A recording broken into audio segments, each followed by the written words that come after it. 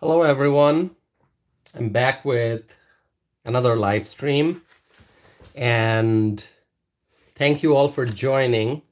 As always, I'm going to spend a minute and a half just waiting for others to join. So I appreciate your patience, those who are already here. And as always, please write something in the chat window. Write a message, say hello, write the city and the state that you're from, and share anything that you would like to share. Please do so. I'm going to wait for a little bit as people join. I've got a cup of hot tea that I just made. And 1 minute has passed. Let's see if others join. We have some very important things to discuss today. Some very important things. Okay, I see more people have joined. Please, those who are coming in right now, write something in the chat window. My friend Terry from South Dakota is here. Terry, always good to see you. Thank you for being here. Others, please, as you are joining, write something in the chat window. I'm going to wait for maybe 30 more seconds and then I will get started. Okay, more people have joined. That's wonderful. Okay. All right. Maybe 15 more seconds, then I'll start. I hope wherever you are, you're doing well, staying healthy. The weather is quite gloomy and wet and rainy here in Madison, Wisconsin. Okay, I see Focus and Keep It on the Policies have joined. Hi. Well, so I have a question for Focus and Keep It on the Policies. Since your name, your title, your YouTube title is long, I wonder if I should call you by using a shorter name. If you want to reveal your original name, you can, or if you have another name that you would like to be addressed by, please let us know, because otherwise I'll have to say Focus and Keep It on the Policy. So if there's some other name you'd like me to use to refer to you, please let me know that. Okay. I'm going to get started, my friends. A bridge in Maryland has collapsed, and I'm sure that you've already seen the news. It is an unbelievable scene. It's a tragedy. A cargo ship hit the Francis Scott Key Bridge, and the bridge partially collapsed. There are so many questions. Many questions about how this happened. You know, I've been thinking about it all day. I have been thinking about it, and I have so many questions, I don't know where to start. The obvious question is, how does a cargo ship hit a bridge? How does a cargo ship collide with a bridge? I don't know. 6 people are presumed dead. This is heartbreaking. This is heartbreaking. There was a construction crew on the bridge at the time of this incident, and 6 of the individuals are presumed dead. I have no words to describe the sorrow that I feel. As I said, as soon as I got the news, I have been thinking about it all day, and all these questions are just, you know, like flurries in my mind. How does a cargo ship hit a bridge? How does it happen? How does it happen at a port? A cargo ship hitting a bridge. I don't know.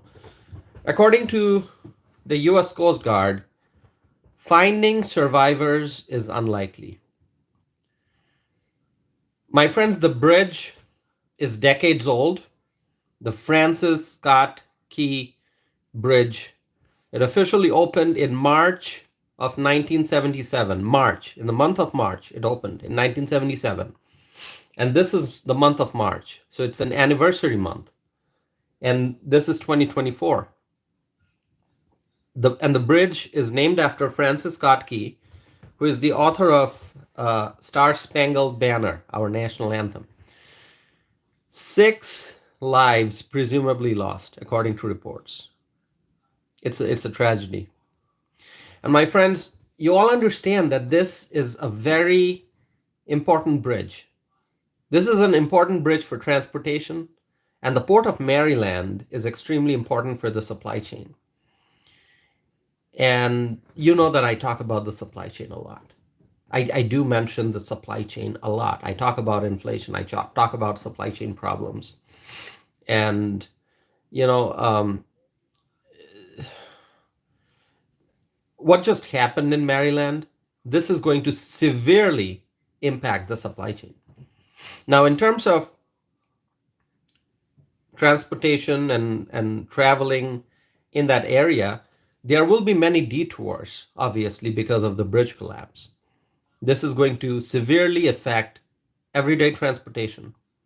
And when you think about the impact on commercial transportation, it's going to be tremendous. That's the word I can use. It's going to be huge, tremendous. I don't know what else to say.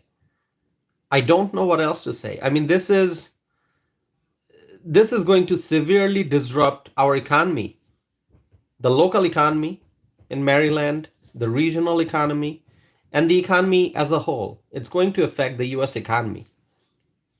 Now, I saw the news reports, and reportedly, this port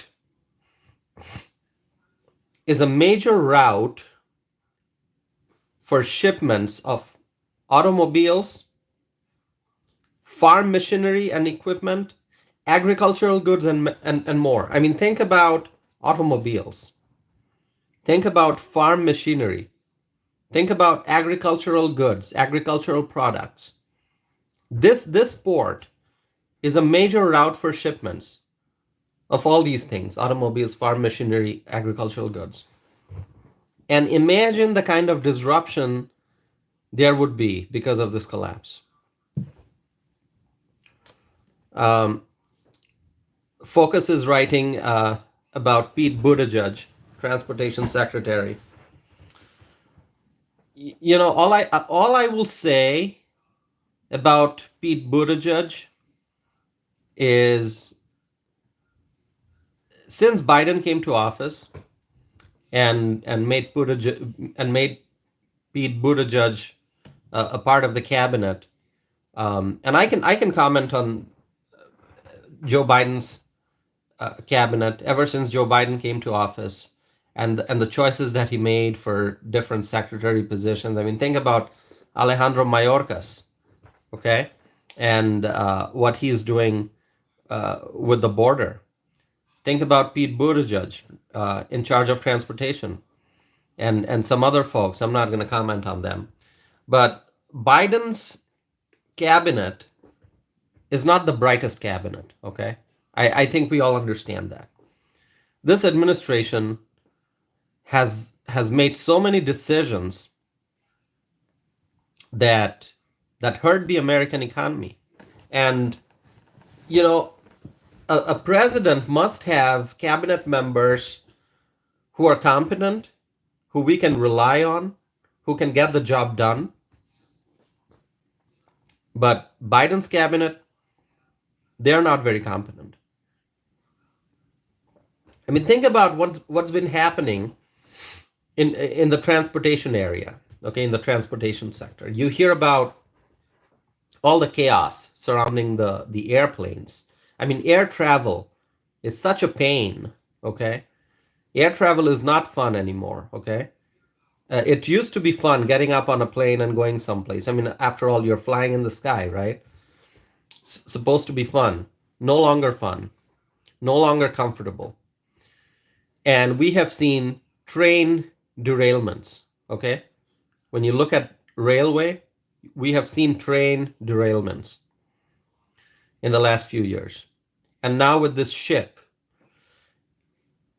And it's just, you know, is this a cabinet that you can rely on? Is this a cabinet that you can rely on? Focus is writing whole cabinet incompetent. I think many people will agree with you, Focus. Um, and so, you know, what am I going to say? I mean, what is going to be the government's response now? I mean, how does this problem get addressed? I mean, this is a major collapse, a major bridge, and I don't know what's going to happen. So I'll share with you a little bit of a little bit from my personal life. So I am shopping for new automobile insurance. Okay, I have automobile insurance, but I am looking for better rates. Okay, because we know, I've talked about it before, that insurance premiums have increased. So even if you did not file a claim in the last few years and you don't have any kind of traffic citation, and everything's in order, you'll still you may have still seen that your insurance premiums went up. And this happened to a lot of people. Okay, I've spoken with a lot of people who said, well, I don't have traffic citations. I didn't have any accident, and there were no claims on my insurance policy. So why did my rates go up? Well, that's because cost of repairs is going up, and inflation is making everything expensive. The parts are expensive, and also the parts are expensive. So let's say you've got, you know, uh, you had a collision and something in the body of your vehicle needs to be replaced. Finding that part may be challenging. That part may now cost more. Labor charge may be more. So all of that actually pushes insurance premiums up, because the insurance company now has to, spend more money to do these expensive repairs that used to cost less. But now with inflation and supply chain problems, uh, parts have increased in price. As I said, it's hard to find parts, and so everything's now expensive. And also, this one agent that I spoke with, because I called a few different companies, called a few different agents, and I'm just shopping for better rates. So obviously, I want to just survey the market, find out what company is offering what kind of rate. So I was talking to this agent who said, well, repairs used to be done very promptly, but now your car can sit and wait for repairs for 6 to 8 weeks. So if you need a repair, if your car is in the body shop waiting for a repair to be completed, you may have to wait 6 weeks or 8 weeks. And I was just shocked to hear that. And so that's why auto insurance rates are going up. And so anyway, I just kind of went a little bit, got sidetracked a little bit from the main conversation. What I'm really trying to say is that we already have inflation, we already have supply chain issues, and now on top of that, because of this bridge collapse, the auto industry will be impacted. Because as I said, this port is a major route for shipments of automobiles, farm machinery, agricultural goods, and more. Farm machinery, agricultural goods. We don't know how this bridge collapse is going to affect our agricultural industry. I mean, is something going to happen that will further increase the prices of food? I am very concerned. Um, so let's see. Focus is writing about car and house insurance up, significantly. Prague is writing how literally everything under this administration is going in the wrong direction. And then Prague is writing about various issues that we are facing, inflation, interest rates, gas prices, rent increases, and so many other things.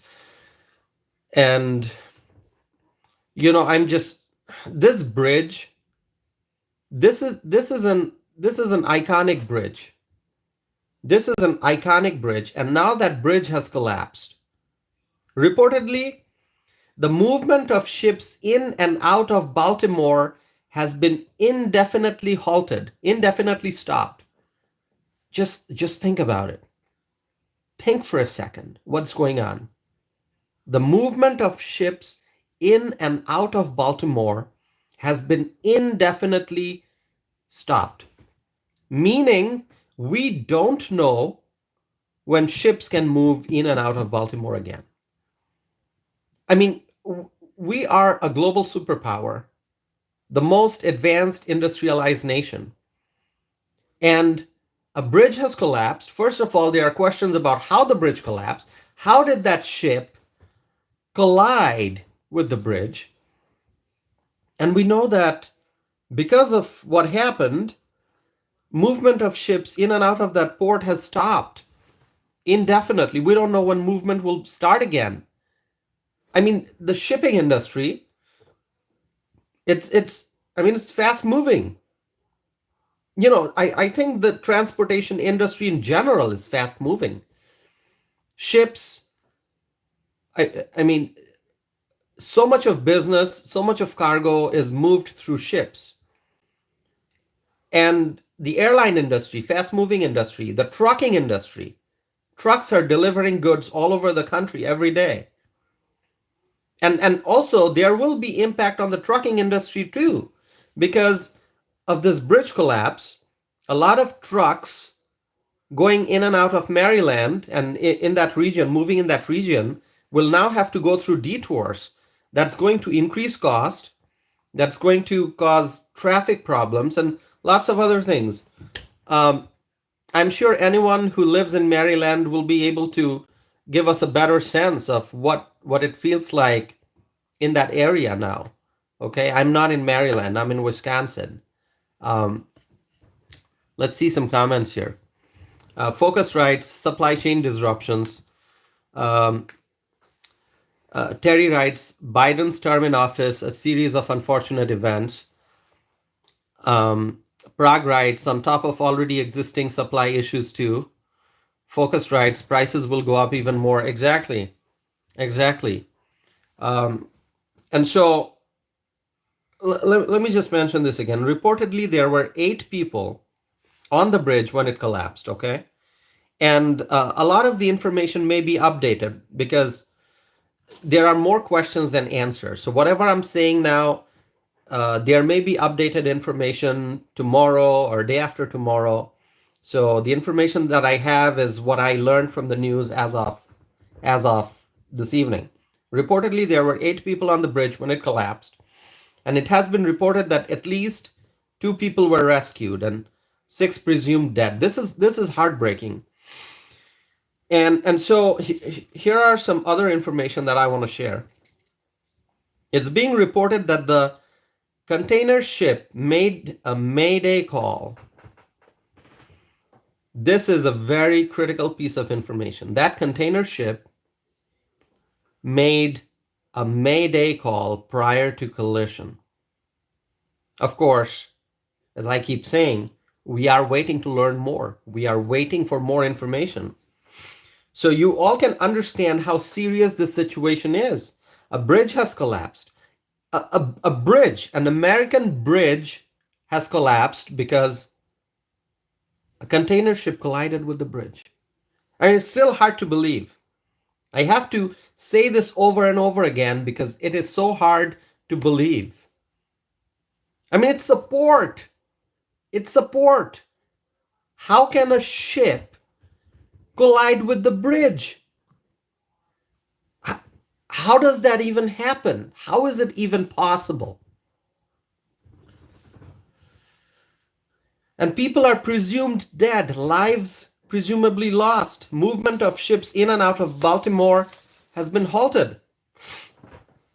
And I have been complaining for a long time about supply chain problems. I mean, if you are following my channel, if you have listened to my podcast episode, if you have watched my live streams before, you know that I talk about the border crisis a lot, I talk about inflation a lot. I talk about supply chain crisis a lot because these are real problems that we are facing.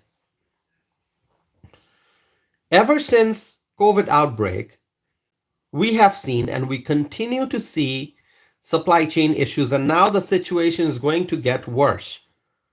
There will be tremendous impacts on the supply chain. So this ship, a little bit about the ship. This container ship is named Daily or Dali. I don't know how it's pronounced. Daily or Dali, however you want to pronounce it. I have no problem. Let's just call it Daily. Daily. This ship named Daily was headed to Sri Lanka. That obviously is a long voyage from Baltimore to Sri Lanka on the other side of the world. And as we know, the ship collided with Francis Scott Key Bridge, resulting in this tragedy, lives presumably lost. And there are questions about how it happened. How did the ship collide with the bridge? My friends, let me tell you, I'm gonna keep asking this question. How did the ship collide with the bridge? What went wrong? There are many questions, but we don't have enough answers. There will be investigation, I'm sure, and the investigation will likely take time because this is a very complex issue. It's very, very complex. What happened to the ship? Why was there a Mayday call? Reportedly, the ship issued a Mayday call after losing power. Focus is writing the ship lost power, they say. That's what I've heard too, that the ship lost power. Then the question that we have to ask is, how did the ship lose power? How does this power loss happen? Susan Epp is here. Susan, thank you for joining. Good to see that you're here. We're discussing some very important things. So far, I have been talking about the bridge collapse in Maryland and what a tragedy this is, and 6 lives presumably lost. And so, how did this power loss happen? What went wrong? People have lots of questions. And, I want you to pause and think for a minute about the families of those individuals who are presumed dead. 6 individuals presumably dead. Think about their families. Let's keep those families in our prayers, my friends. Let's keep those families in our prayers. This is a tragedy, and the American people want answers. How did this happen? How did the ship lose power? How did the ship collide with the bridge? And I'm probably going to be talking more about this in the future, but for now, all I can say is let's continue to pray. Let's pray. And I really have no idea how we are going to be dealing with this supply chain problem. I mean, existing supply chain problems will probably get worse. The automobile industry will be affected. The agricultural industry will be affected, farms. And the impacts will probably be much bigger than what we can imagine right now. Okay. I think we're going to have to talk to transportation policy analysts. We're going to have to talk to, trade analysts, people who, are experts on trade issues, because this will affect trade, right? Any kind of transportation disruption affects trade. And what will be the economic impact? What kind of losses are we going to see as a result of this bridge collapse?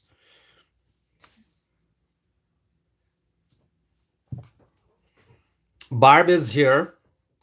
There's another viewer. Let's see. Dire Prep is here, a viewer. Are there viewers who are joining for the first time here? Please let me know. Okay, if you're tuning in for the first time, please let me know. So Barb, you're here. Good to see you. Barb writes, My heart breaks for those families. Absolutely. We have to keep those families in our prayers. We have to pray for the families of the individuals who are presumed dead. Um, Susan is talking about Pete Buttigieg. Um, I'm sure that uh, a U.S. president can find individuals who are very, very competent, who are very knowledgeable, who are experts in the transportation field for the position of the transportation secretary. Okay, um, I was never a fan of Pete Buttigieg. Okay, um, all right. Let's see. Okay, I see some more comments here. I may not be able to address all of that, but let me just move forward. But once again, I'll say let's keep the families in our prayers, the families of those individuals who are presumed dead. It's really heartbreaking. We will continue to pray. Let's continue to pray. My friends, let me move on to the second topic that I want to discuss today, which is an extremely important one. It's about the presidential election. The presidential election is coming up, and Robert F. Kennedy Jr. Robert F. Kennedy Jr. That's my phone. That's giving me a notification. Anyway, the presidential election is coming up. We know that. And Robert F. Kennedy Jr. announced who his running mate will be. I previously talked about it. We were all waiting to see. We're still waiting to see who Donald Trump will pick for VP. But we were also waiting to see who RFK Jr. will pick for VP. And finally, we know. We know who RFK Jr.'s VP pick is. RFK Jr., Robert F. Kennedy Jr., we know is running for president as an independent. And he picked Nicole Shanahan as his running mate. Nicole Shanahan. That's the name of RFK Jr.'s running mate. That's RFK Jr.'s vice presidential pick, Nicole Shanahan. Now, you may be asking, who is Nicole Shanahan? Nicole Shanahan is a native of California, and she is 38 years old, reportedly. That's what I found out. She is an attorney, so she has legal knowledge and expertise, and she is a tech entrepreneur. So she is in the tech sector, technological sector. Okay. Nicole Shanahan was previously the wife of Google co-founder Sergey Brin. So Sergey Brin is the co-founder of Google, and Nicole Shanahan was married to Sergey Brin. So Shanahan obviously has great connection and influence, I'm assuming, in the technology sector, in the tech sector. So I think, if you ask me, and this is just my initial reaction, I haven't studied this whole thing very very closely. Obviously, I was paying more attention to.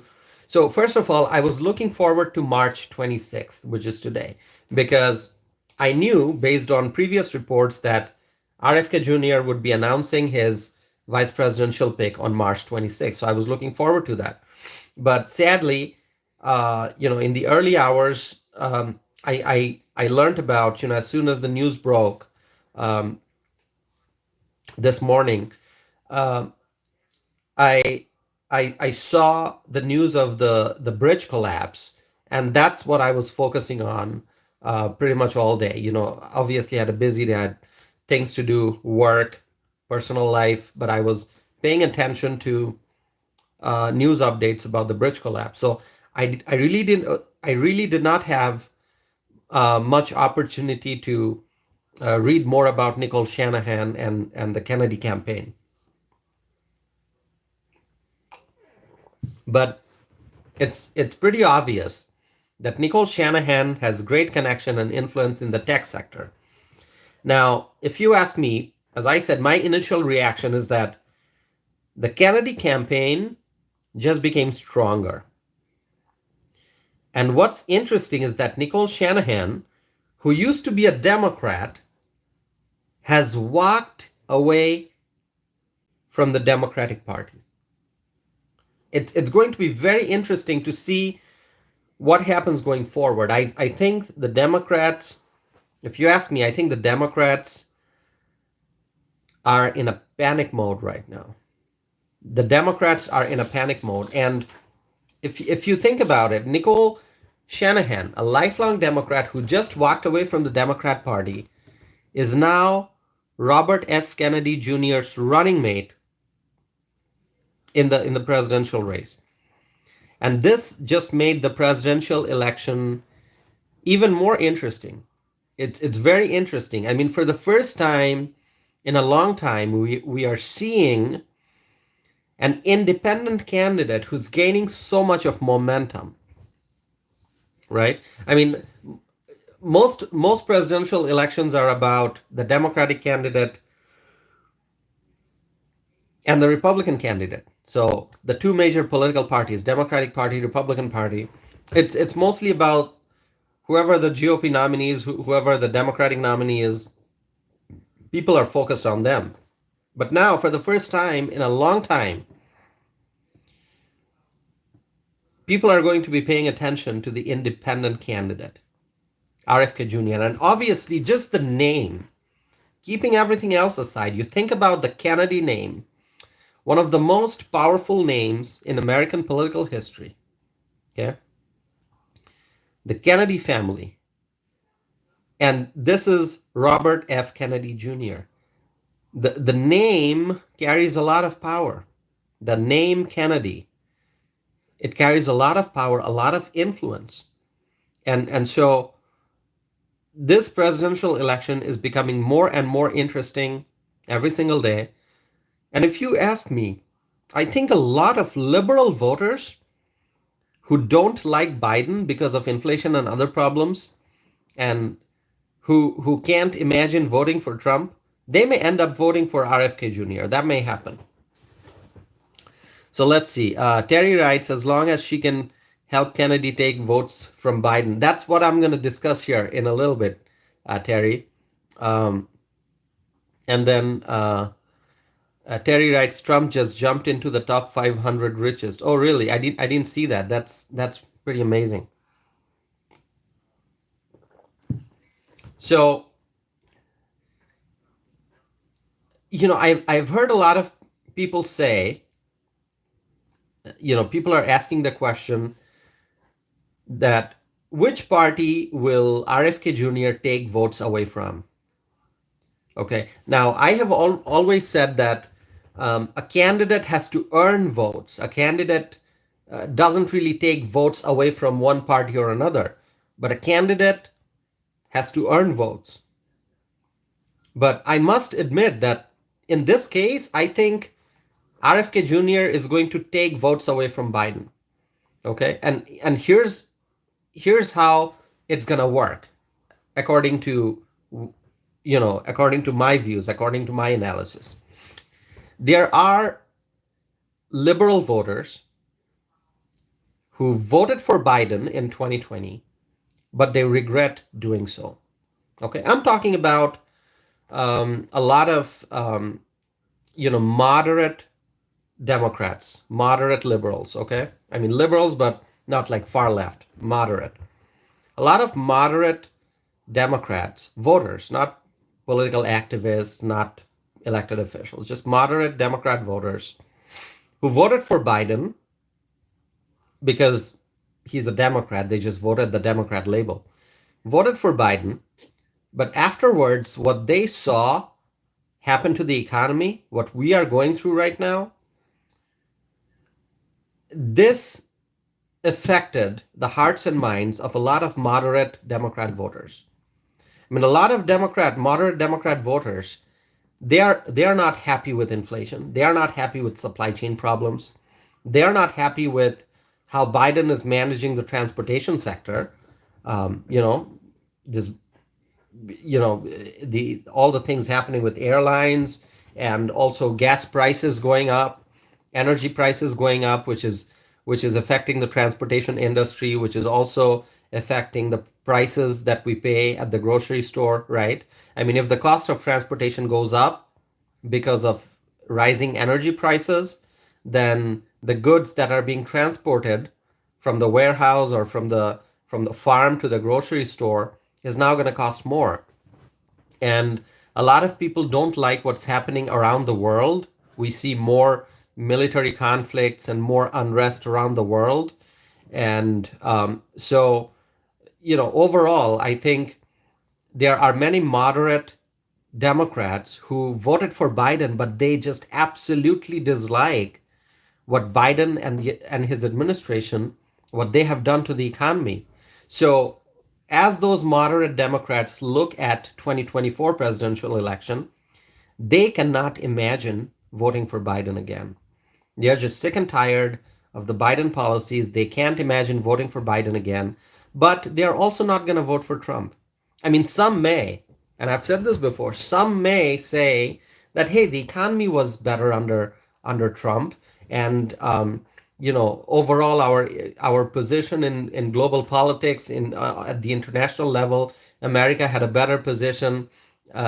Trump did a lot to secure the border, and Trump supported the manufacturing sector. Trump supported American labor. Trump supported American energy. So Trump did all the great stuff. And so when you look at the policies, Trump is obviously a far, far, far better president. So I think a lot of moderate Democrats will realize that. A lot of the Democrat voters will say, voting for Biden was a mistake. Trump was a better president. So they may switch and vote for Trump just because they agree with Trump on the policy issues, because Trump has a better record. Now, at the time when Biden ran in 2020, a lot of Democrats probably thought that, oh, it's now there's an opportunity to defeat Trump and to put Joe Biden, a Democrat president, in the White House. But what happened after Joe Biden went to the White House? A lot of moderate Democrats don't like it. A lot of hardworking Americans don't like it. They don't like the inflation. They don't like the supply chain issues. They don't like the energy price hike. They don't like the economic uncertainty. They don't like what's happening at the border. So that's why I say a lot of those folks may say, hey, let's vote for Trump. So they may vote for Trump. But of course, there will be other Democrats who don't want to see Biden reelected, but they don't want to vote for Trump either. And I think some of those voters are going to vote for RFK Jr. So Trump's not going to lose his votes. Those who support Trump, the Republicans, they're going to stay with Trump. They're going to stay with Trump because Trump is gaining momentum every single day. He's becoming more and more popular every single day. But some Biden voters will vote for RFK Jr. That's what I think is going to happen.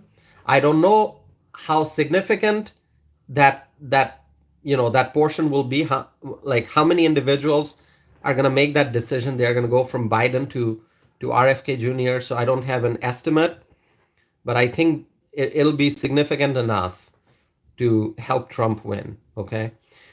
And the other thing I want to highlight is that by choosing a young VP candidate, RFK Jr. made a good decision. I think having younger people running is good.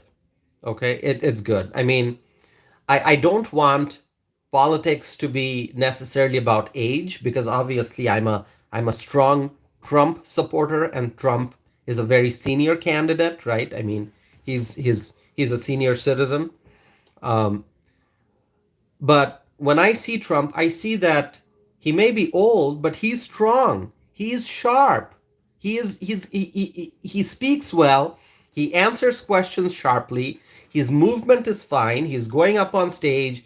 He's standing. He's delivering speech. He's getting down. And so when you observe Trump, when you listen to him talk, when you observe his movements, he's fine. He's healthy. So it doesn't matter how old he is, he's doing fine. On the other hand, Biden is not so sharp. He needs help, he gets confused, he has lots of gaffes and mistakes.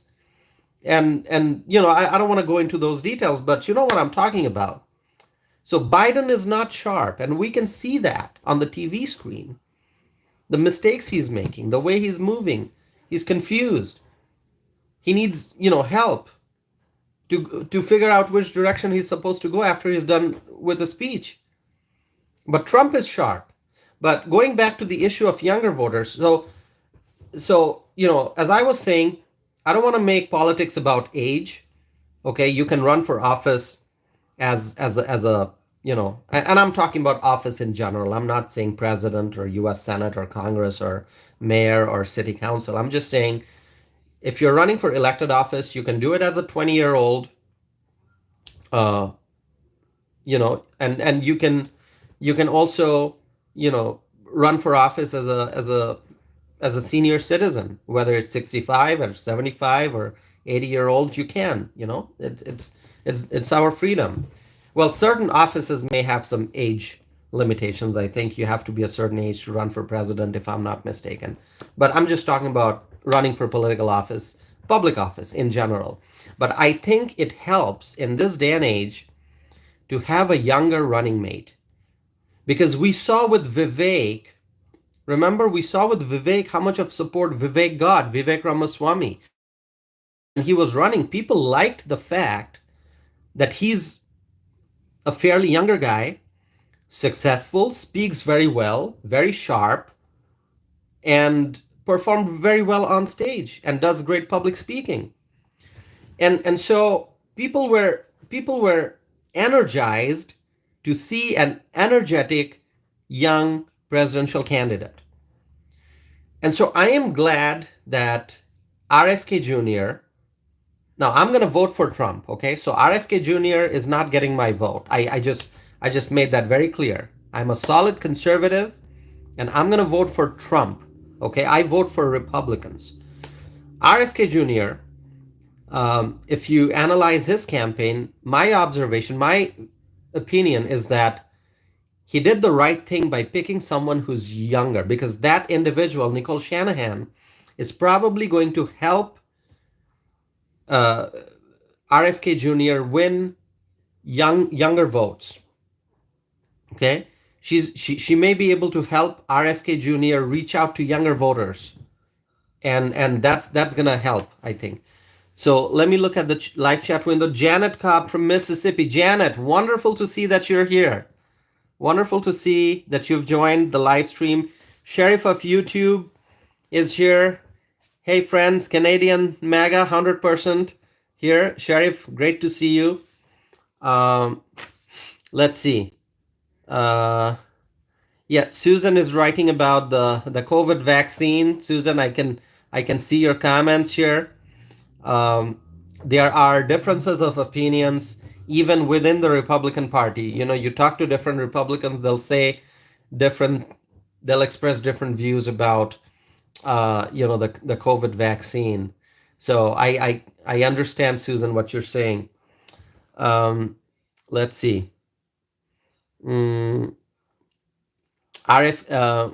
Let's see. Focus writes, Trump has a very strong base. Absolutely, Trump has a strong base. Focus writes, RFK Jr. will win a lot of independents too. That may happen.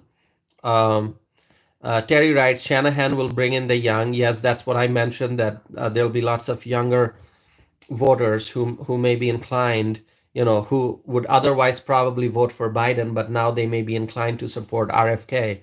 But I think Trump's base is going to remain strong. Let's see. All right. Great. So let's wait and see what happens. It's we can do our analysis, but it's too hard to make prediction.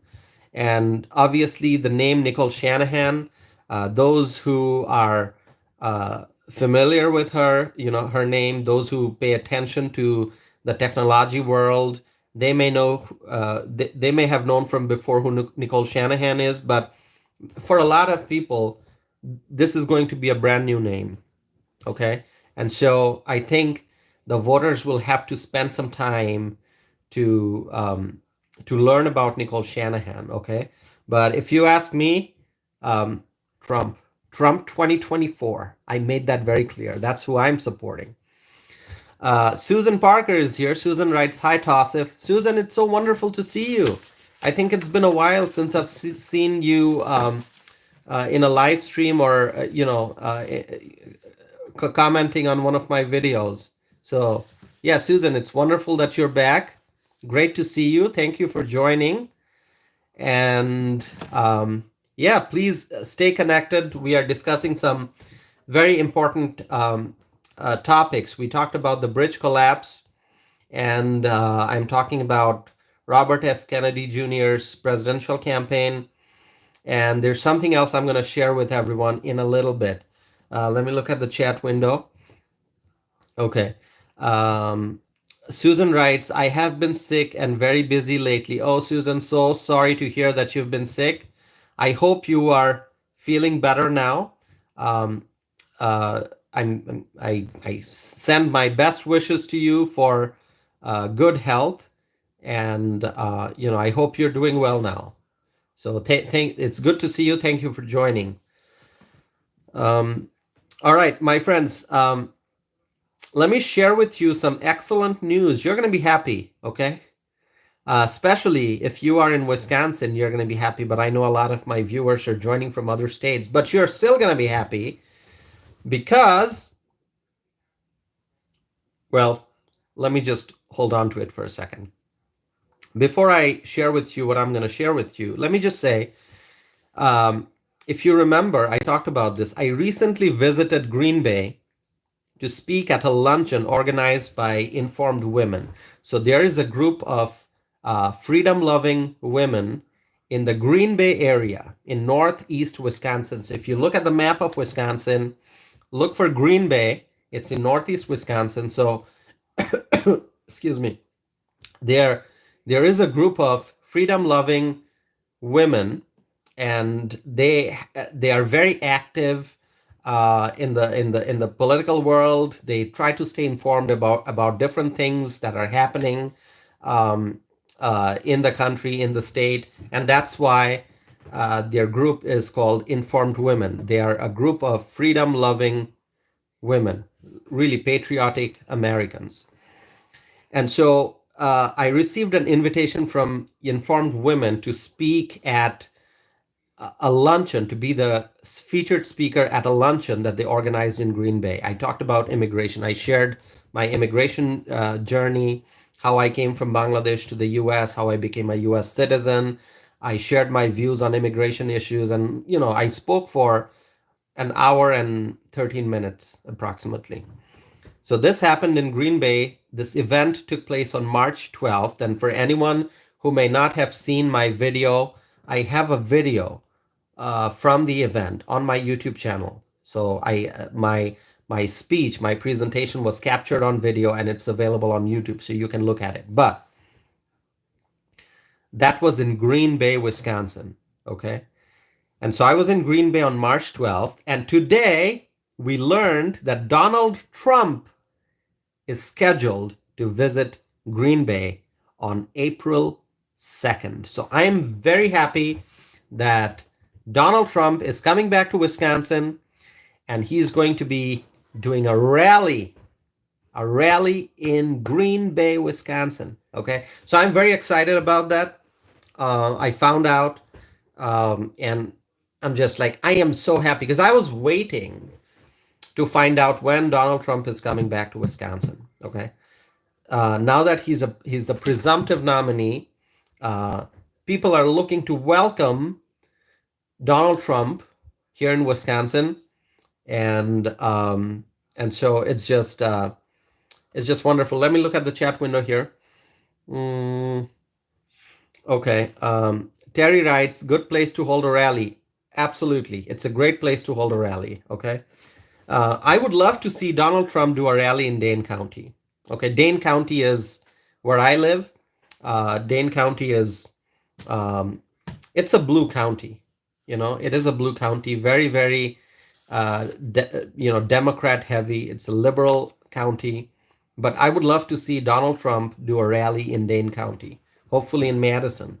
You know, um, so I don't know if anyone from the Trump team is listening to this live stream, or if Donald Trump is listening to my live stream. I don't know, but my message to Donald Trump would be do a rally, a massive rally with freedom loving Americans here in Dane County, preferably in Madison. It would be awesome.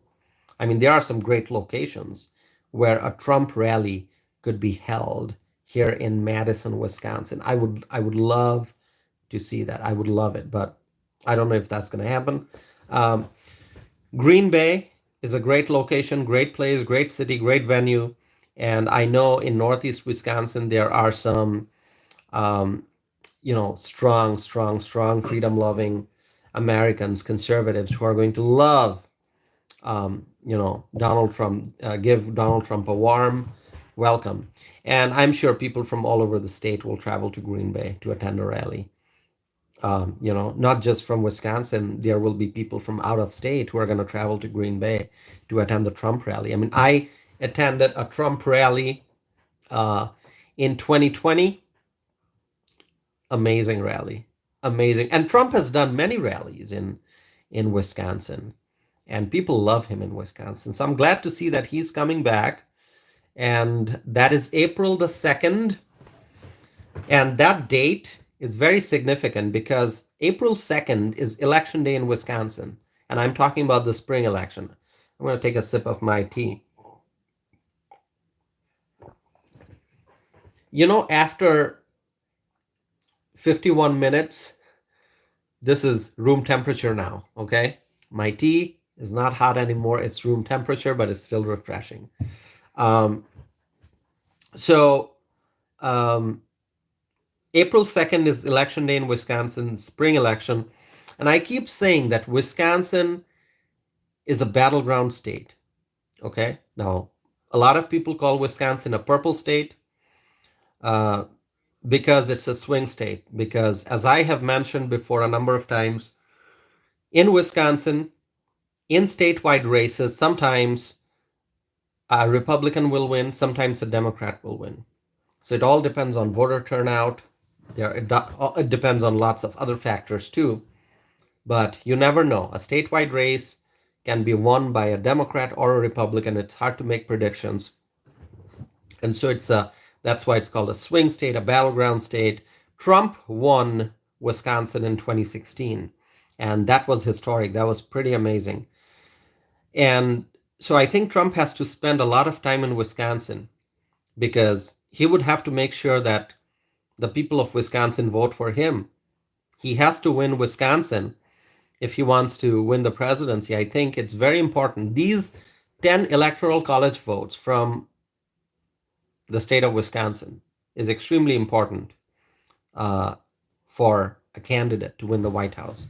So obviously, Trump needs to focus on our state in addition to other states. And I'm glad that he's coming here. I'm so very happy. And I'm hoping that April 2nd will be a nice day, nice weather. For the last couple days, the weather has been not so great, okay? I mean, if you like gloomy skies, if you like rain, if you like clouds, you would love the weather that we had the last couple days. But if you like bright sunshine and clear blue skies, then the last couple days in Wisconsin, not so great, okay? But I'm hoping that April 2nd is going to be a nice day. Let's wait and see. And I'm just happy that Trump is coming back to Wisconsin. It's going to be a massive rally. I don't know yet if I'll be attending. I just found out today, obviously, and so I haven't had much time to check my schedule and to figure out if I'll be able to attend that rally or not. I mean, I would love to, but I don't. I know April, the first week of April is it's kind of going to be a little busy for me. So, I mean, Green Bay, I could just go attend the rally, come back, but it'll be a long day. And I think it makes sense. If I go to Green Bay for this rally, I may have to stay overnight. Especially, I may travel to Green Bay on the day of the rally, if I'm able to figure out my schedule. So if I'm able to figure out my schedule, I may be able to drive to Green Bay, attend the rally, but afterwards it's going to be really tiring to drive back to Madison. So it would probably be best to stay in Green Bay overnight. But once again, I have not figured out my schedule yet if I'm going to be traveling to Green Bay. So I don't know. Focus writes, good luck to Trump. Sorry if I'm missing some of your comments. I try to address each and every one of the comments here, but sometimes I miss a few. So please don't mind if that happens. I appreciate each and every one of you. And I thank you all um, for tuning in. Terry writes, you have to go at midnight and stand in line all night. So Terry, last time I had a VIP pass back in 2020. So I had great seats. Okay, so I'll share with you this. I have some images. So when you're watching the rally and you're looking at Trump and Trump is on stage facing you, if you look behind Trump, that's where we were at the 2020 rally. It was in Milwaukee. So me and my mother, we were sitting next to each other, and a lot of our friends saw us behind Trump in that area. And we were just directly behind Trump. And so when you looked at Trump on screen, it was, it was such an amazing rally. And this was in January of 2020, which was obviously right before the COVID outbreak. We know that all the COVID outbreak situation, the shutdowns and everything started in March. So this was in January of 2020, right before COVID. And my mother and I, we both thoroughly enjoyed attending the rally. It was great. So we didn't have to, we didn't have to stand in line or anything. We had VIP seating. It was amazing. Let's see. Susan writes, I would love your opinion about my comment. All right, Susan, let me read your comment. Susan, you're writing about a dream. I don't know. I don't know what to comment regarding the dream, Susan. Yeah, there are so many things in life that are hard to explain. So I understand, Susan, what you're trying to say, and I don't know how dreams can be, how dreams are interpreted. I know there are people in this world, scholars, and people who do a lot of research on spirituality and spiritual stuff, and psychology and dream analysis. Someone like that may be able to comment on your dream, Susan. I don't know what to say. I have a book here. So talking about books, we're talking about books again. And Susan, I see your comment, what you're writing about your dream. There is a book written by Sigmund Freud. It's called The Interpretation of Dreams. I have that book. I've had that book for many years. He talks about interpreting dreams and analyzing dreams. And if you want to read more on this issue, there's something called synchronicity. If you're interested, you may be able to read about it. I'm not going to try to explain what it is. It's a very psychology and spiritual subject, and I'm not an expert in that. But if you read Sigmund Freud, if you read Carl Jung, okay, read Carl Jung, read Sigmund Freud, and there is another another professor. I believe he's now deceased. He died many years ago, but he wrote a book on synchronicity. I'm forgetting the name of the professor. I think it was a professor from New York, and I have that book. I just have to find it. But he wrote about synchronicity. And once again, I'm not gonna I'm not gonna try to explain what synchronicity is, because that book that I'm referring to is about synchronicity. So somebody tried to explain synchronicity by writing an entire book. So I'm not gonna try to explain it, but it has things to do with dreams and things that happen in lives that you can't really explain. Okay. For example, you see a dream and then that thing happens in real life. Or as you are dreaming, something is happening and you wake up and you see that what you just dreamed of has happened, or something similar has happened. I mean, these things happen. It's hard to explain. Very, very spiritual subjects. Okay, so I'm not going to, because I'm once again, I'm not an expert in that field, but I understand what you're saying, Susan. So um, yeah, Susan is writing about another dream about an uncle dying. Um, Yeah. So, Susan, I think I don't know if you like to read books. Some people like to read books, some don't. But if you are into reading, I like to read a lot of stuff. If you are into reading, then you may be interested to read about, read Sigmund Freud, The Interpretation of Dreams, and read the works of Carl Jung, and also just read synchronicity. So synchronicity is like, we talk about synchronizations, uh, so that's the spelling, SYN, syn, and then chronicity, CHRO. So synchronicity, I'm not going to spell the whole thing. Synchronicity, let me just look one thing up here. If I can, I'm going to look something up. I'm trying to look up the name of the book that the professor from New York wrote. I forgot the name of the book. I forgot the name of the professor, but I have the book somewhere here. I just have to find it. Anyway, look up synchronicity. The spelling is SYNCHRONICITY. So chronicity is from the word chronology, right? We talk about chronology. So it's synchronicity. Look it up and let me know what you think. I have read a little bit about it. I haven't really delved deeper into the subject, but I think you'll be interested. See, I read a lot of different things. I read economics. I read political science books, obviously. I read a lot of, romantic era literature.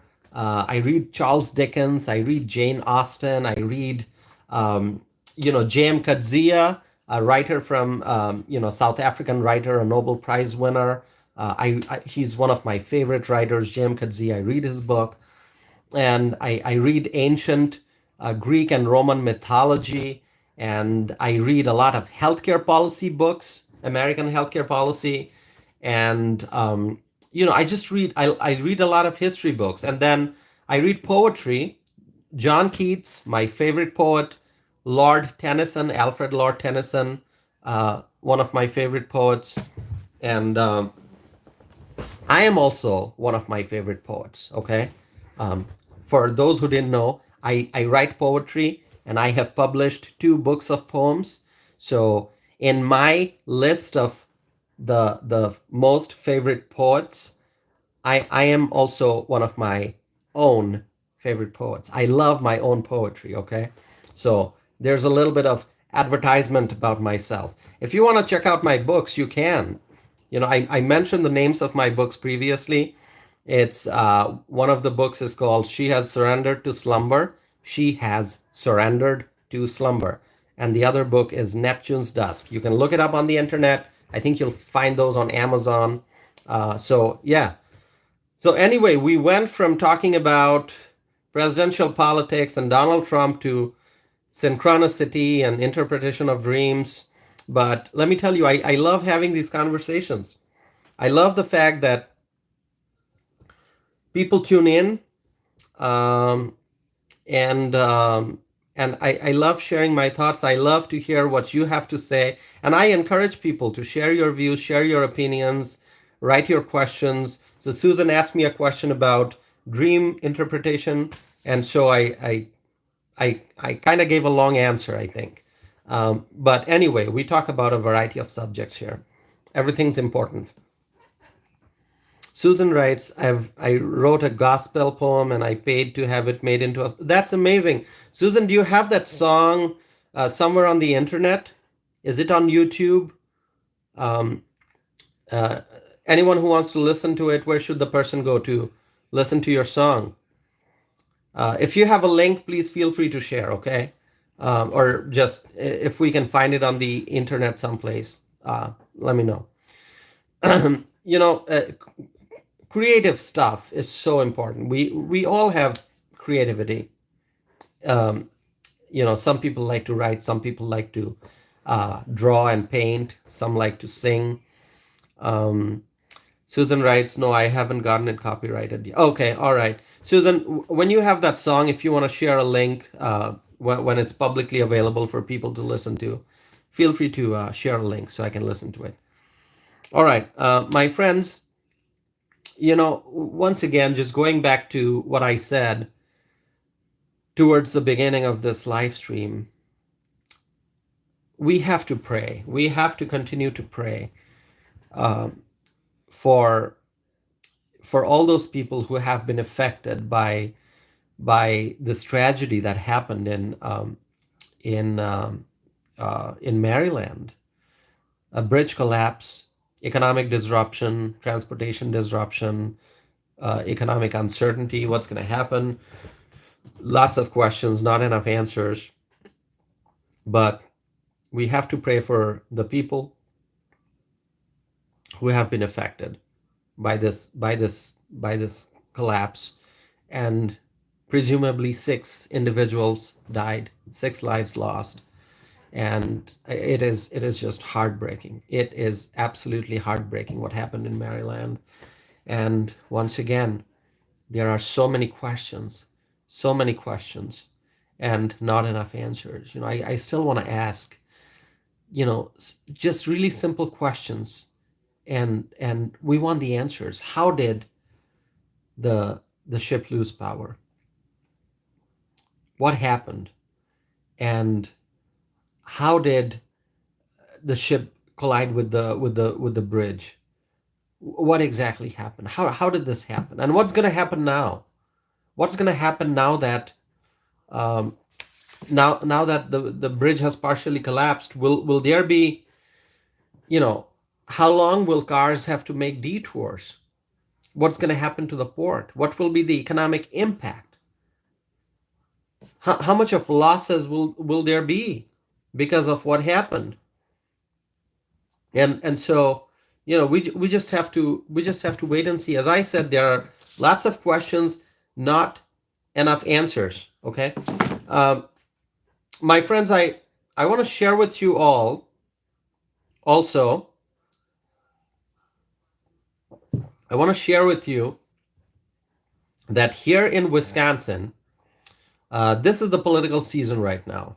Okay, so different local county parties. So Republican Party, there's at the national level, you've got the RNC, the Republican National Committee, and then at the state level, for example, here in Wisconsin, you have the Republican Party of Wisconsin, which is called RPW. That's what we call it, RPW, Republican Party of Wisconsin. And then at the local level, in the different counties, you have the different county parties. So in Dane County, where I live, it's the Republican Party of Dane County. In Greene County, it is Republican Party of Greene County. Columbia County, you know, Republican Party of Columbia County. And we have all these counties in the state and many Republican county parties. Now, these county parties have their Lincoln Day dinners. They have their caucuses, individual county caucuses, where the official business of the party is done. They have their monthly meetings. And then there are congressional district caucuses that happen. So In Wisconsin, where I live, it is the second congressional district of Wisconsin. So I live in Madison, city of Madison, county of Dane, and Dane County is part of the second congressional district. And the second congressional district of the Republican Party is going to have the annual caucus next month. So in April, the Republican Party will have its second congressional district caucus. And because it's an election year, this caucus is going to be very important. Okay, we are anticipating there'll be lots of Republican Party members. There will be candidates who are running for different offices. And I just got the flyer today for the event that's going to be taking place. And the reason I'm talking about it, it's important. And also, I'm the featured speaker at this caucus. Okay, so I'm going to have the opportunity to speak again at this event, and I will be talking about immigration. I will be sharing my perspective and talking about on immigration issues, and I'll be talking about the border crisis. So based on the flyer, I'm just looking at the flyer here on my phone, and so it says that there will be voting to decide the delegates who are going to be attending the Republican National Convention in July, and there will be some business on resolutions. County parties and districts have their resolutions. Different members they propose different resolutions, so those will be discussed. And then there will be an update on the second congressional district. Um, and then there will be congressional candidates who have been invited to come and speak. So it's an election season. There are uh, Wisconsin State Assembly candidates. There are Wisconsin State Senate candidates. There are candidates for Congress. And also we have a U.S. Senate race in Wisconsin right now. So there are a few people who are running for U.S. Senate from the Republican side. And, at the end of the day, the voters are going to decide who the nominee will be. But right now we have a few candidates who are running for the U.S. Senate as Republican. And so the candidates have been invited to come and speak about their candidacy and their vision for the future. And also we have some incumbent elected officials, in the state assembly, in the state senate, Republicans who have also been invited to come and speak. And of course, the second congressional district includes not just Dane County, but also other counties. For example, Greene County, which is just south of Dane County, is part of the second congressional district. And then there's, Sauk County, and then there's Lafayette County. So the second congressional district includes, a few counties. And so each county also has a county party, as I mentioned. So the chairpersons of all those county parties they are also welcome to give updates and talk about their county party activities and what they are doing. And then, in addition to all of these, there's going to be a featured speaker, and I have the honor of becoming the featured speaker for the event. So, as I said, I'll be talking about immigration issues, and I'll be sharing my views on the border crisis and what we can do to secure the southern border and stop the influx of illegal immigrants. So that's coming up. I just saw the flyer today.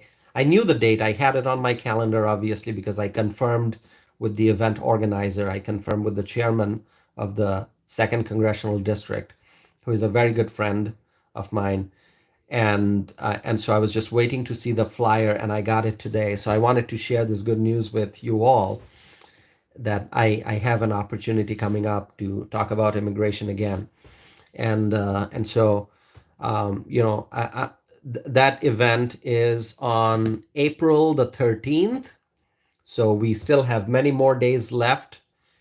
Um, and So Susan writes, it's getting worse in New York City right now. Yeah, the border crisis and the migrant crisis, it's getting worse in New York City. And I've talked a lot about New York City. I'll be talking more about New York City in future videos. And I also recently on this channel, I said that I think it was yesterday that I pointed out New York City Mayor Eric Adams. He was supposed to go and visit the southern border on, I think it was on Sunday, but his trip was canceled because of safety concerns. Okay, so I talked about it. Susan, if you want to watch the replay of the live stream that I did, was it the live stream? I think it was during the live stream that I mentioned that, or was it my podcast episode?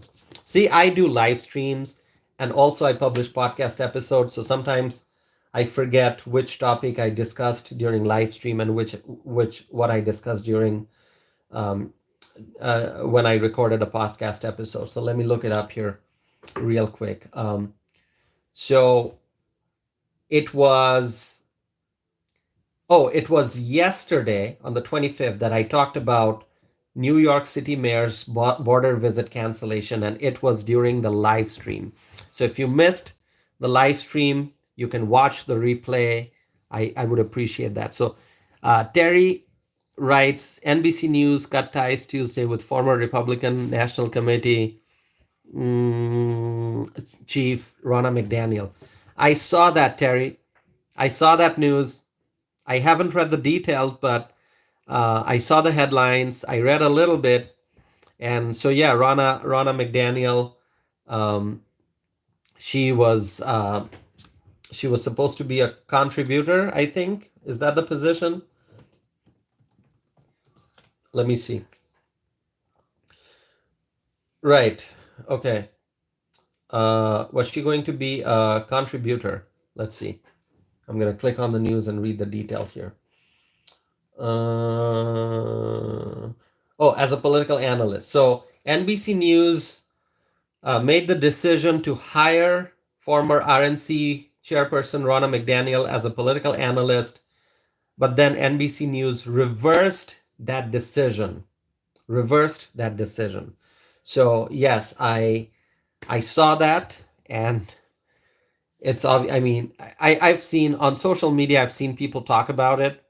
As I'm looking at my Twitter feed. Well, I shouldn't say Twitter because Twitter is now called X, right?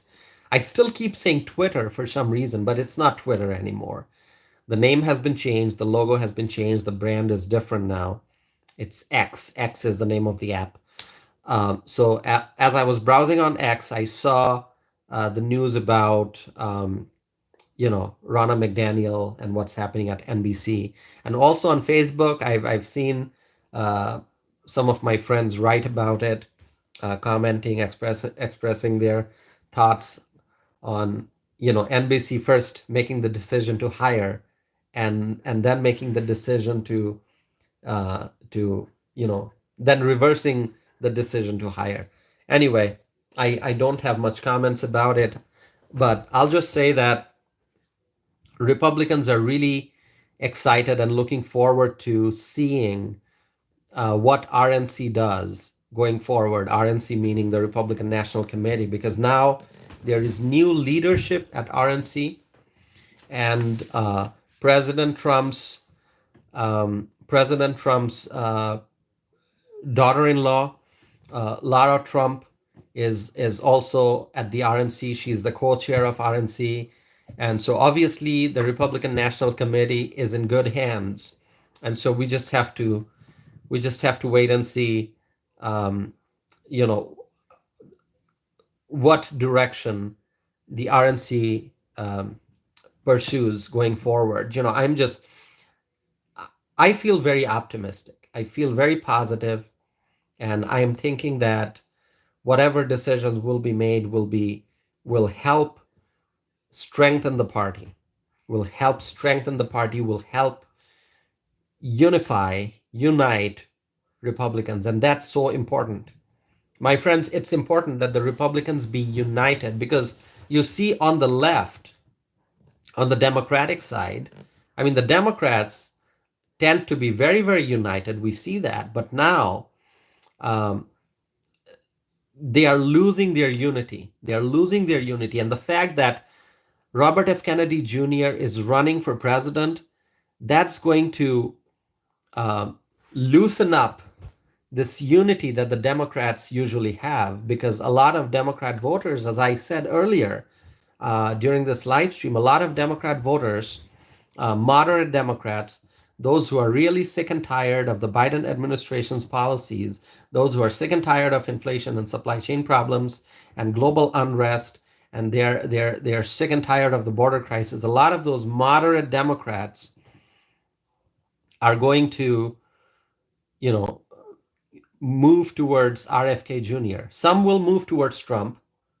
but then some may some may some may have the view that they're not going to vote for Trump no matter what. Those individuals may vote to move towards RFK, and so that means, um, as RFK gains momentum, the Democrats will lose more support, and that means that Trump is going to get stronger and stronger and stronger every day. So I am very optimistic about the future of this movement.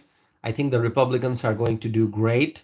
But my message to all candidates, whether you're running for state assembly, state senate, running for Congress, running for governor, if you are a Republican, if you're running for office, you're running for partisan, running as a partisan candidate, it's important to go out, and to meet with the voters. Okay, simply having those TV ads and radio ads and those flyers, that's all important. That all works, right? Because you have to try to reach people through different mediums. So a lot of people watch TV. If you want to reach them, you need TV ads. A lot of people don't watch TV. Maybe they're driving and they listen to the radio. So you need to reach those people through radio. And a lot of people don't watch TV. They don't watch.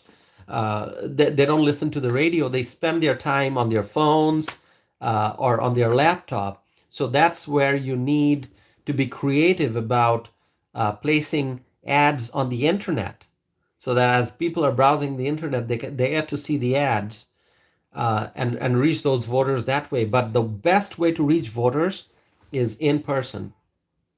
In person, knock on doors, shake hands with the voters, go out to events. There are so many festivals and events that take place in many communities all over the country. I mean, here in Wisconsin, for example, in the month of June, there are different farms host dairy breakfast, breakfast on the farm, dairy breakfasts. And this happens all over the state in the month of June, because June is dairy month. In Wisconsin, we celebrate dairy month in June. And political candidates, often you can see that at these different breakfast events, which take place on farms, they go and meet with voters, and they connect with people in the community. And then there are so many other, at a farmer's market, you can probably have a booth. And of course, different event organizers, they have different policies. Some event organizers will say that they don't want any political candidates at their event. They want to keep everything neutral. And I understand that. But then there are many events where political candidates are allowed to have a table or a booth. They can hand out flyers, they can walk around, shake hands with people, talk about the issues that are on people's minds and answer questions. And, it's just in-person contact is so important. It's important to be out there, look people in the eye, smile, shake their hands, listen to their concerns, make them realize that you really care. As a candidate, you care and you want to be a problem solver. That if elected, you're going to work for the people. And that's what is so important. So I see here, let's see some comments here. Susan writes, I know dedicated conservatives who will vote for Kennedy because of the position on private government merger in business, especially in the pharmaceutical. pharmaceutical industry. So Susan is writing about conservatives who may vote for Kennedy. There may be conservatives who vote for Kennedy. Okay, I don't know if how significant that percentage will be. I think more conservatives will stay with Trump, but I think more Democrats will move towards towards Kennedy. So Biden may lose support because Kennedy is running, but I think Trump's going to be strong. That's just my analysis. So Terry is saying good night. Good night, Terry. Thank you for joining. Thanks for being here. I'm going to be here for some more minutes because I have a few more things I want to share. But Terry, thank you for joining. Um, and we'll see you at the next one. So, okay, let me just continue. Um, so Susan is writing, I wish that Mike Johnson was doing more as Speaker of the House. Susan, I'll share with you just my thoughts, my observation, my views on the position of the Speaker.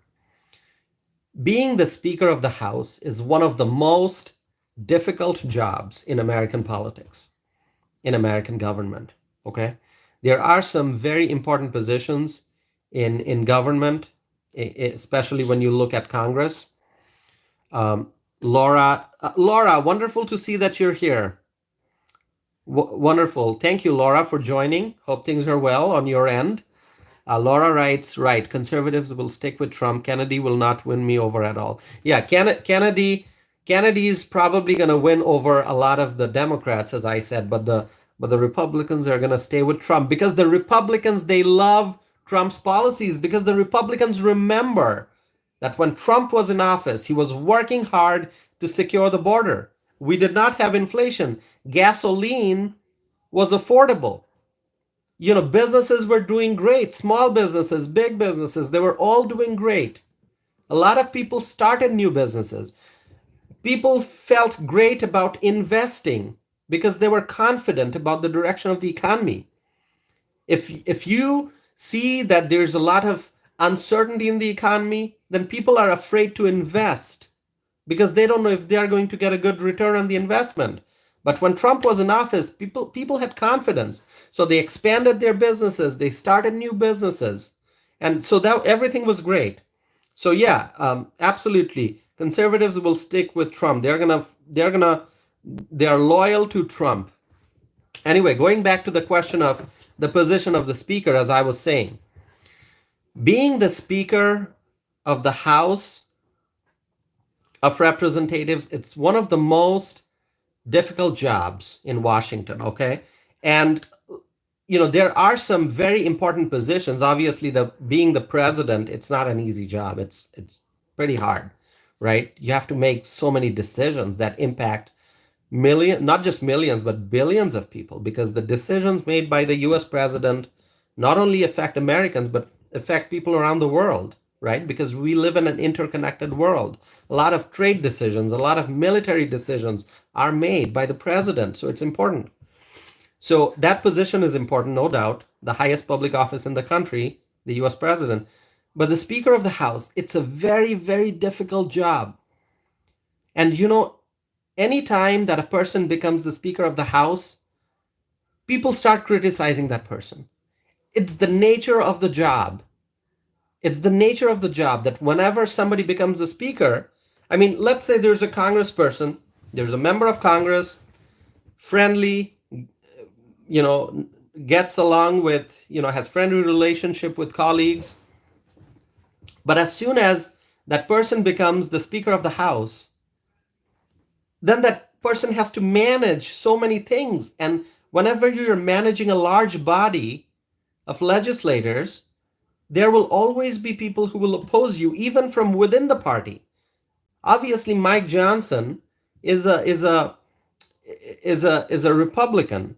So, of course, the Democrats are going to oppose him, right? Because the Democrats would love to have a Democrat as the Speaker. The Democrats would love to see, Hakeem Jeffries as the Speaker.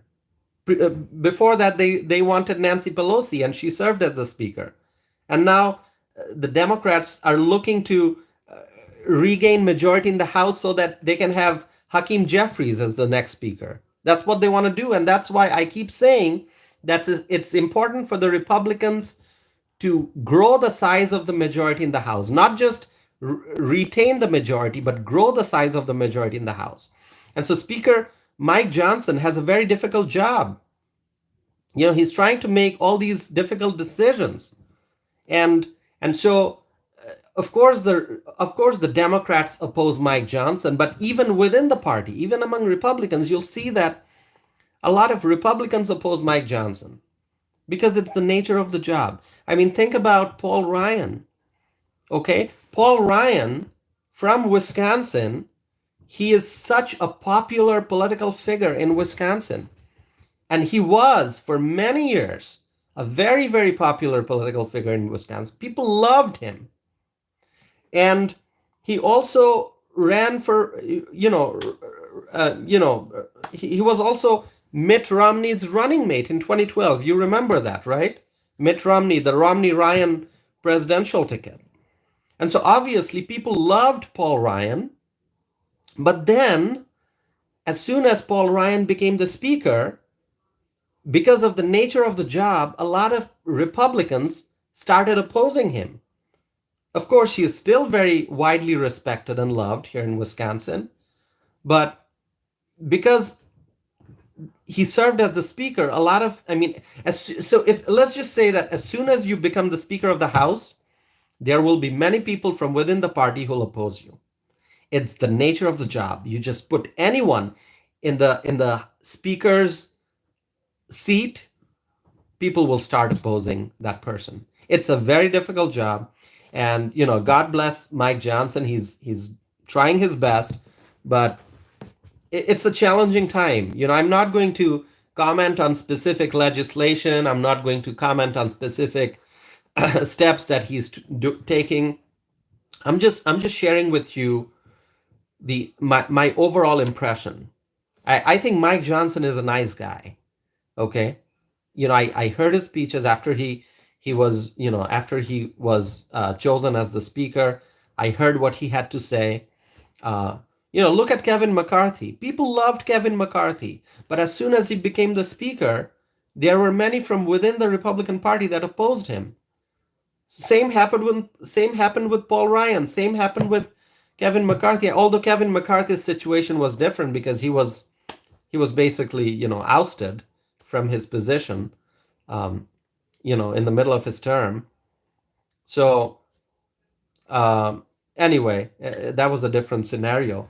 But I think Mike Johnson is a nice guy, but he has a difficult job and he has to make decisions. And no matter what decision he makes, there will be people supporting him and there will be people opposing him from within the Republican Party. I'm just keeping the Democrats aside because the Democrats would love to see Hakeem Jeffries as the speaker. Okay? But I'm talking about Republicans. Many will support Mike Johnson, many will oppose him. Okay? And once again, I'm not commenting on any specific legislation or a spending package or anything like that. I'm just saying the job of the speaker is extremely difficult. Okay? Let's see some comments here. Okay. Susan writes, Susan, you're expressing your comment about Mike Johnson. Yeah, I'm so because it's such it's a difficult topic, commenting on the Speaker of the House and there are so many things you can so you can comment on Mike Johnson's overall guiding principles. You can comment on Mike Johnson's legislative priorities. You can comment on specific pieces of legislation that Mike Johnson, brought to the floor. So there are so many things we can comment on. What I'm saying, I'm not going to go into specific legislation. People are talking about the 1.2 trillion dollar bill. I'm staying away from commenting on it, okay? Because it's a complex topic. I'm just saying the position is a difficult one, okay? Any leadership position in Washington is difficult, particularly the speaker's position. Laura writes, I can't remember Ryan. Oh, okay. Well, Paul Ryan is from Wisconsin. I actually saw Paul Ryan at an event just a few months ago. So obviously, I have met Speaker Paul Ryan many times. I have I have pictures with Paul Ryan, many pictures. Let me see if I can find one. Um, and yeah, I see that a lot of people loved Paul Ryan, and then when he became the speaker, he he faced a lot of opposition. So anyway, this is a picture of me and Speaker Paul Ryan. Do you see that? Um, yeah, this is my latest picture with Paul Ryan, and this is actually from September of 2023. Um, I saw him at an event, and then I have some other pictures too. Here's a picture of me and Paul Ryan from 2016. Do you see that? Yeah, that's me and Paul Ryan in back in 2016. Um, anyway, and I have few other pictures. So let's see. Um, oh, I can't believe how time flies. It's past 1 hour and 36 minutes. It's been a long live stream. I really enjoy this. I really enjoy staying connected. It's like as I keep saying, it's like a community. It's like I'm here sharing my thoughts, but I'm really having a conversation because I'm looking at your comments, I'm looking at your questions, and I obviously at the start of the live stream I have a few things I want to discuss, but then there are so many things I discuss as I move forward because of the comments that I read and the questions that you ask. So Laura, how are things in Texas? I forgot to ask that. And Susan, you are in North Carolina, if I'm not mistaken. How's the weather? How are things in North Carolina? By the way, Laura, you have probably heard me say this before a number of times, but I'm going to say it again. You've got the best governor in the country. Um, Best governor in the country. I mean, Greg Abbott, he's a hero. Greg Abbott is a hero, absolute hero. And I'm so proud of what Greg Abbott is doing. I mean, he is setting an example of what governors should be like, how governors can use all the resources and all the authority available to do the work for the American people. He's doing his best to secure the border. And I saw a report that border crossings into Texas decreased because of everything that Greg Abbott is doing to secure the border. A lot of migrants, they are no longer crossing into Texas. They are now crossing into Arizona. They're crossing into New Mexico. They're crossing into California. And obviously, what do Arizona, New Mexico, and California have in common? They have Democrat governors, right? So the Democrat governors are not taking the steps that Greg Abbott, Republican Governor Greg Abbott, is taking in Texas. Greg Abbott is a fighter. He's a patriot. He's a freedom-loving American. He's a great leader. But the governors of Arizona, New Mexico, and California, not the same. Not the same. All right. Let's see. Susan writes, it's been in North Carolina. It's been, Susan, you're right. It's been in North Carolina for the past few days. I don't know if you're referring to it's been what, raining? It's been nice. Oh, it's been nice. Okay, that's good to hear. That's good to hear that it's been nice in North Carolina. And let's see. You're saying Mark Robinson is running for governor in my state. Okay. So I have to pay attention to North Carolina politics. So Mark Robinson, I have to look up. So Mark Robinson is the lieutenant governor right now. Is that correct? Okay. All right. Okay. So Okay, so Mark Robinson is the lieutenant governor and he's running for the North Carolina governor. So he's the GOP nominee. I see that. Um, I'm going to be paying more attention to this race. It's good to know. See, I get to learn a lot of different things. It's hard for me to pay. I mean, I can't possibly pay attention to what's happening, different elections in all the different states around the country. So I love having viewers from all over the country join the live stream and share with me what's going on in their states. So Susan is supporting Mark Robinson. That's wonderful to know. I'm going to be paying attention um, to Mark Robinson and his candidacy and the race for the governor in North Carolina. Uh, Susan writes, there's a lot of North Carolina people that love Mark. Okay. Yeah, I'm just looking at some news and it seems that he's very popular. Obviously, he's the GOP nominee, so he has the support from his party. Um, let's see. What do the polls say? Mm, and so who is he running against? Who's the Democrat candidate? Uh, let's see. Okay, I'm gonna look at a poll here. I'm looking at 538.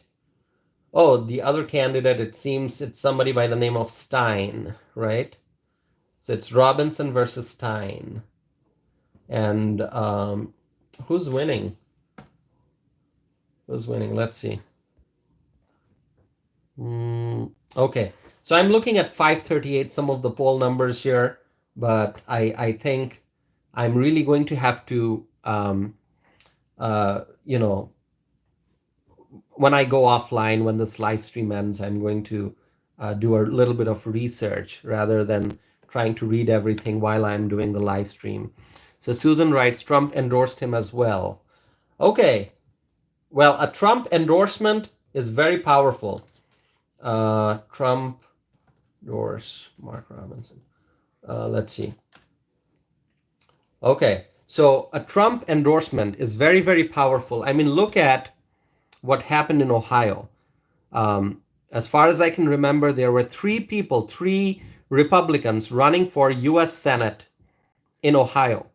And there was a primary, and the governor of Ohio, the Republican governor of Ohio, endorsed a candidate, but Trump endorsed a different candidate. So Trump endorsed Bernie Moreno. And look what happened in Ohio in the primary. Bernie Moreno won. The Trump endorsed candidate won. And so now Bernie Moreno is going to be running against Democrat Sherrod Brown for U.S. Senate in the general election. So Trump's endorsement has a lot of power. So the governor of Ohio endorsed a different candidate, and the candidate who the governor endorsed did not win. The candidate who Trump endorsed won. That's how powerful Trump's endorsement is.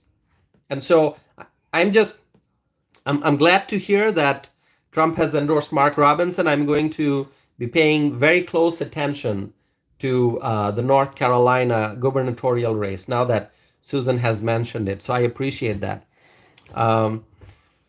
So Susan is asking about Trump picking.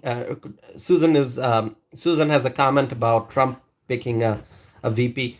You know, we don't know. There's really no way to predict. And I know that different political pundits and different analysts, they're making different predictions. People are coming up with different names, trying to figure out who Trump is going to pick for VP. But let me tell you, I mean, there's no way to predict who Trump is going to pick. We can try to use our judgment and we can think about, okay, here's what Trump should do. Here's what would be good. Here, this is what the right strategy would be. This is the right person he should pick. We can come up with all different kinds of suggestions, but there's no way to know who he's going to pick. So Susan writes, I wish he would pick Vivek. So Susan wants to see Donald Trump pick Vivek Ramaswamy for VP. I don't know, Susan. I don't know what decision Trump will make. There are quite a few names. Vivek Ramaswamy obviously is a popular name, but then there's Ron DeSantis, and then there's Kristi Noem, and then there is former Democrat, but somebody who has walked away from the Democratic Party, Tulsi Gabbard from Hawaii. That's also a name. And then Byron Donalds from Florida. That's a name. Tim Scott from South Carolina. That's also a name that people have talked about. And then people have also mentioned Ellie Stefanik as a possible, Congresswoman Ellie Stefanik as a possible VP candidate. So I guess there's no way to know. We just have to wait and see. Um, you know, I don't know. I think whatever decision Trump makes, it's going to be the right decision. I think he's going to um, do what is best for the country because obviously, uh, it's about the future of the country. Picking the right VP is about the future of the country. So anyway, we are past 1 hour 45 minutes. Thank you all for staying connected with me. I really appreciate that. I'm going to end this live stream now. Thank you all for joining. Thank you all for participating in the live chat window. Unless anyone, unless you have questions, I'm going to end this live stream. But oh, I see there are some comments. So I'm going to pause for a second because I want to address those comments. Susan writes, I voted for Tulsi to be my representative. She was wonderful. I've heard her at community events often. See, Susan, that's exactly what I'm talking about. See, just a few minutes ago, I talked about the importance of candidates going out and shaking hands and talking to people in person. The in-person connection is extremely important. TV ads, radio ads, internet ads, these are all okay. But a candidate has to interact with the voters in person. So Susan, as you are mentioning that you voted for Tulsi and you're saying that she was wonderful and that you've heard her at community events, I have never met Tulsi Gabbard in person. So, I have never seen her in person. I've never heard her speak in person. But when I read Susan's comments and Susan praising Tulsi Gabbard and Susan writing that she heard Tulsi Gabbard at community events, obviously that had an impact on you, Susan, right? Her in-person presence and her speech had an impact on you. That's what I understand from your comment. And see, that's very important. And so I'm hoping, I don't know if Trump is going to pick Tulsi Gabbard or Vivek or somebody else, but I'm hoping whoever he picks is somebody who can connect with the voters, who has a personality that the voters will like, has a personality that would be that would make an impact when the person appears on TV. This is a person who has to be very good with speech, very, it has to be cheerful and also very strong and determined. We need really important qualities in a vice presidential candidate. So Laura writes, we need a good VP. Have a good night. Thanks for your time and information and enthusiasm. Laura, thank you for joining. I really appreciate it. Let's see. Okay, so Susan is writing, I've seen a lot of viewers on Benny Johnson's channel say that they hope for Vivek as well. I know a lot of younger people want Vivek because he's got that, younger candidate energy. So obviously, I have heard a lot of people say they would love to see Vivek. And so anyway, I think I'm going to end this live stream now. It's past 1 hour, 48 minutes. Thank you all for joining, for staying connected. We discussed a lot of different things. We talked about the bridge collapse and the tragedy and the loss of lives. Once again, I will say we have to pray. Pray for the people. Pray for the people who have been affected by this bridge collapse. We have to continue to pray. I also talked about Robert F. Kennedy Jr. and his vice presidential pick. I also talked about Donald Trump and his scheduled visit to Wisconsin in April. I talked about lots of other different things. So thank you for staying connected with me. I appreciate your time.